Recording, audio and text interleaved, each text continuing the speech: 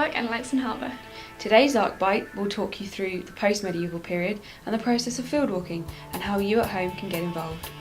We're joined today by Arthur Mack, who has been working in the Archaeology of Langstone for many years, and who has lent his knowledge to this investigation. He's got a keen eye for finding flints whilst fieldwalking. This activity is a big part of what we're doing at Langstone this week. Fieldwalk involves the team walking across the landscape on the lookout for anything that looks archaeological. We usually walk in grids or transects in order to ensure nothing is missed or that we're not covering the same ground twice. If we find something, such as worked flint, we put it into a finds bag. This bag is labelled with the section of the grid, the transect it was found in, what was found, the find number and the site code. Fieldwalking is different to excavation in that it is not invasive or destructive. Though excavation can give us a lot of information, once you dig something up you can never put it back exactly how it was. It can also allow us to create plans for the spread or density of finds across the site. If there is a particular concentration in one area, it might give us an idea of where to excavate. This is a great way to get involved if you have an interest in archaeology. However, there are a few things you should take into account before you get going yourself. Number 1 is safety. In this sort of environment, you have to be aware of sinking mud, uneven ground and treacherous tides. Even if you're in open field, you might have to watch out for farm animals. Field walking is often done in some lonely places, so always let someone know when and where you're going and take a mobile phone. Sturdy shoes and appropriate clothing for weather are essential, and a pair of work gloves may be useful too. 2. Always get permission from the landowner for field walk. They may or may not ask you to report anything you find to them, but it's general courtesy to let them know. 3. If your phone has GPS capabilities, or you have a sat-nav or GPS device, record your location when you find something. That way, if you're onto something big, people can easily find the same spot later. There are lots of free apps from the smartphone marketplaces that will allow you to find your exact coordinates. A phone's GPS accuracy is dependent on its signal, so it is always useful to take a picture or write a description of the location as backup. Taking a picture of the object before you disturb it is also good practice. 4. Key things to look out for may include shards of worked flint, old-looking bottles, coins, and pottery of varying types. We encourage you to report your finds to the Portable Antiquities Scheme. It was set up to encourage members of the public to record archaeological finds, many of which are important to our understanding of the past. The representative for Hampshire is Robert Webley, and his email address is at the bottom of the screen. More details about contacting the service can be found on our website.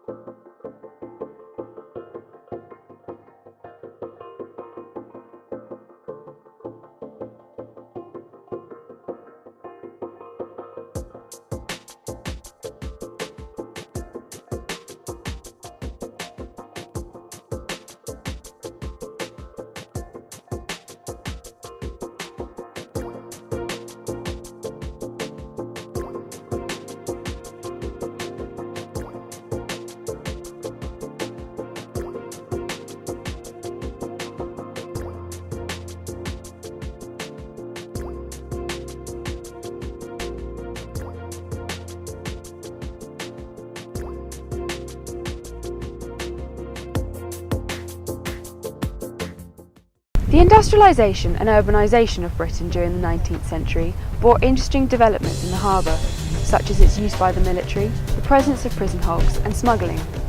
As mentioned in the last Arcbite, the three main industries have not drastically changed since the Roman period, though in this period they all start to decline. Imports, dwindling stocks and failures to commercialise the ventures led to the demise of all these industries by the early 20th century.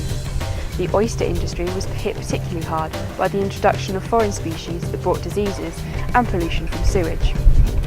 This decline in long-standing activities did not mean that there was nothing happening in the harbour during the post-medieval period.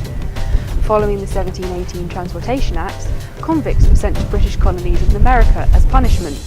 However, when the American War of Independence started, they could not be sent there, so ships that were too worn to be used in combat were used to house the convicts awaiting extradition.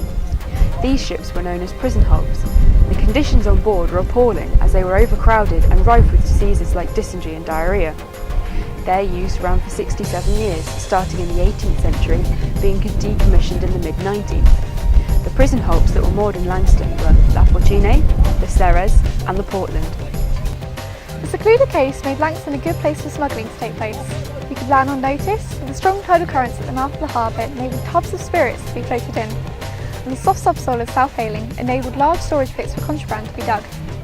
Evidence of smuggling activities in Langstone include the records of discovery of wooden rafts in 1829 and 1835 that were used by smugglers to carry their cargo across the mudflats. They were kept submerged to avoid detection, and the contraband they might have been carried included alcohol, tobacco, tea, and even Catholic priests following the Reformation. Military control and use of the harbour was maintained until the mid-19th century due to the fear that Langstone could be utilised to launch a land attack on Portsmouth. In the early 18th century, it was the construction of defences around the harbour, including the construction of Fort Cumberland in 1746 and its rebuild in 1785. The threat of invasion from the French and the advances in armament technology prompted another updating of the harbour's defences in the fort in 1857. A railway was built and operated between 1867 and 1963. It was originally supposed to run across the mudflats, but after engineering complications, it took a land route instead. The swing bridge between Hayling Island and the mainland was also built in 1867 for the railway. Well, we didn't quite get as many as we did yesterday, but a few of us got very wet socks. Tomorrow we'll jump forward again in time and give you a rundown of the World Wars and the modern period in Langstone Harbour and explain in a bit more detail how the RTK works. However, it's bye from us now, and we'll see you tomorrow. Bye!